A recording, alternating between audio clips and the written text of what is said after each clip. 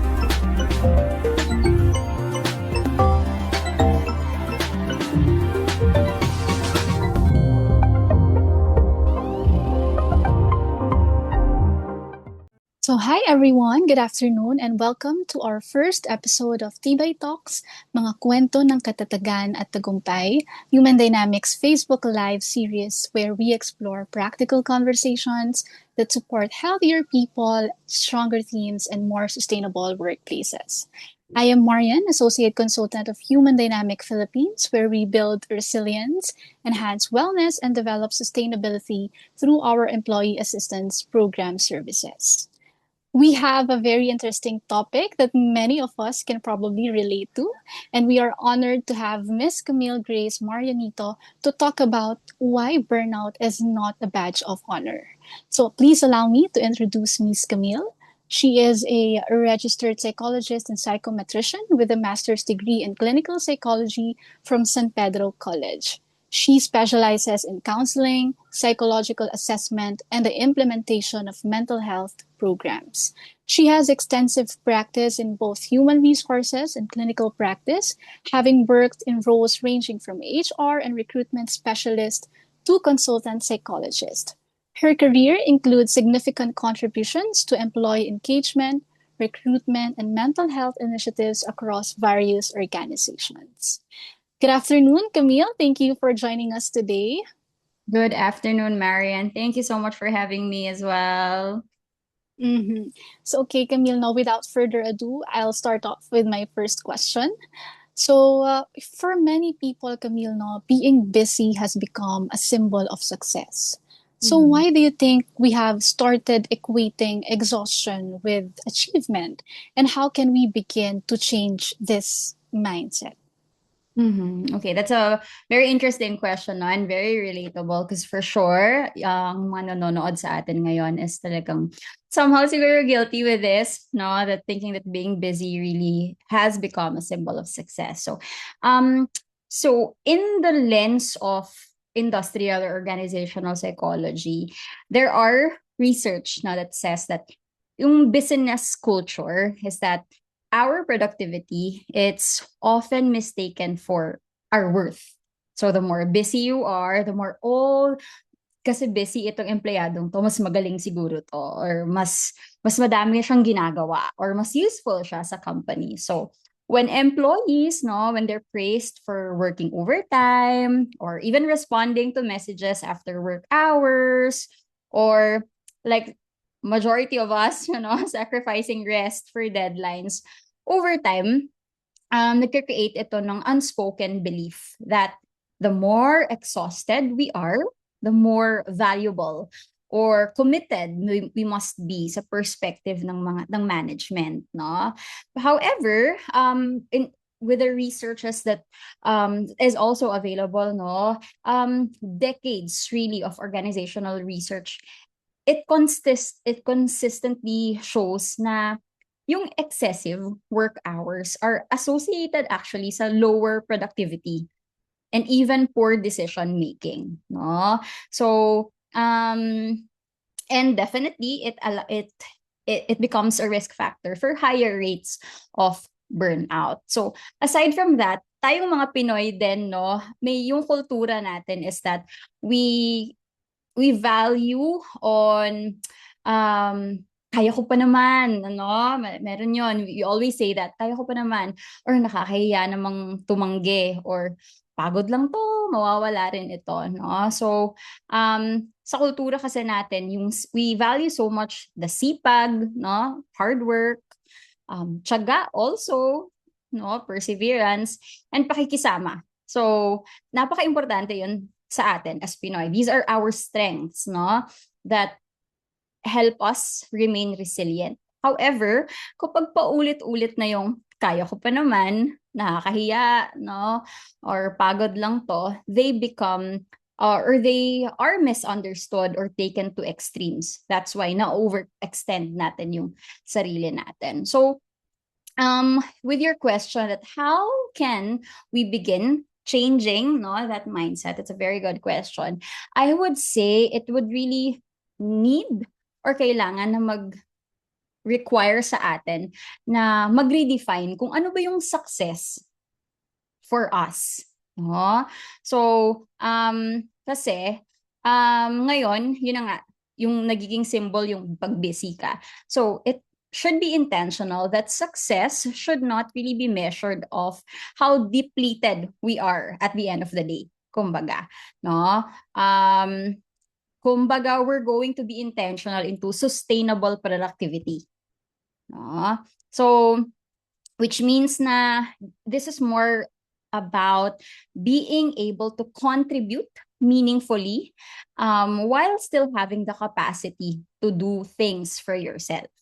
No? So, one, definitely you can try is to see rest as not the opposite of productivity. No, isa yun sa mga kailangan na shift na mindset, no? So, kundi it's really also a part of productivity when you rest. Kapag nagpapahinga ka, mas natutulungan mo yung sarili mo maging mas productive kasi nga importante yon, no? So there's really that intentional shift on how we see success or even how we see productivity. Right. I do agree with you, Camille, no? Sometimes, no, or not sometimes, no, our culture plays a big role of how we view productivity in general, right? And that's a really, really big perspective, no? I think a lot of us don't even realize when we are normalizing exhaustion, right? Because it has something it has become so common already. And being so constantly busy has become something that we wear with pride, as you have mentioned, right? So long hours, keeping breaks, and then always being available, right, are often seen as signs of commitment or success, right? And that leads me to my second question, Camille. What are some of the early warning signs of burnout that people often overlook or dismiss as something just part of the job? Okay. Allow me to share that burnout, no, to our viewers, that hindi ito nangyayari overnight. It rarely happens overnight. This usually develops gradually, no? So, that's why mahirap may mga tao na they fail to recognize that it's early warning signs. So, there are three major dimensions of burnout according to World Health Organization. One really is emotional or physical exhaustion, no? Tapos na yung project mo, tapos na yung shift mo, pero grabe pa din yung pagod, no? Second is the increased mental distance, no, towards your work, or you become cynical about your work, no, and then of course the reduced, no, professional efficacy or the feelings of accomplishment. Everyone is already appreciating you, but hindi mo makita-kita yon, no. Kaya lang, the problem is that these symptoms, no, they often mask as normal work experiences. So, it's a good question that you asked about warning signs. So, isa-isahin natin, no? So, I'll start with physical signs muna. So, if you notice that you're always tired, even after resting, naka 8 hours ka natulog, naka skincare ka pa bago ka natulog, no? Ganda ng gising mo, pero you still feel so tired, so depleted, so exhausted for several days already. Uh, Now, another also could be a warning sign kapag frequent headaches, I would say, no, or body pains. No? Let's say, for example, nagpa-check up ka na, pero wala problema sa'yo. Pero persistent yung body pain mo, no? Another would also be difficulty in sleeping, no? Despite pagod ka na, di ka pa rin makatulog, or if nagkakasakit na din tayo, these are more of the physical signs that these are warning signs na baka na-burnout na tayo. No? So, usually, ang mahirap ma-identify kasi nga naiisip natin, baka kulang lang ako sa tulog. Maybe I'm just tired, no? However, again, when it becomes chronic, no, despite adequate rest, this deserves attention. So that's one for physical sign. Next would be the emotional signs. No? When you become irritable or impatient than usual, no? Before you even start your work, or may tinanong lang yung office mate mo sa'yo, super easy question, but you're irritable already. Ba't mo ako tinatanong, no? Right away. Or even pag uwi ng bahay, dati gusto mo pang nakikipag-usap sa parents mo or sa partner mo. Ngayon, kapag tinatanong ka kung kumusta araw mo, naiirita ka na. No? So, that could be one emotional sign. Another is that when you are losing enthusiasm with the things that you used to enjoy, no, at work. Let's say, for example, you like doing things. You like the specific projects in your job, but now you're not interested in doing them anymore.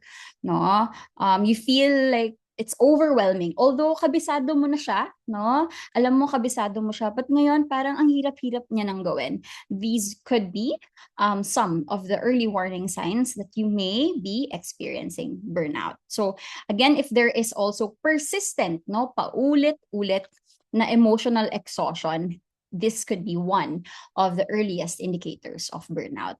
Next would be, I would say, the cognitive signs also.